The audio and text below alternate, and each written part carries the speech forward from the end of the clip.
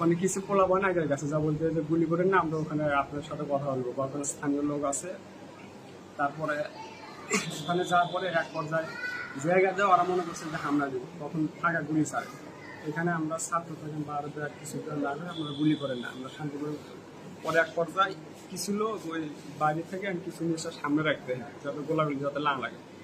হুট করে দুটো পোলাপান বা 4-5 পোলাপান দলে থেকে যেতে যা আমরা কথা বলি, ওই অবস্থা ওরা গুলি ছেড়েছে। গুলি ওরা বলতে পুলিশ?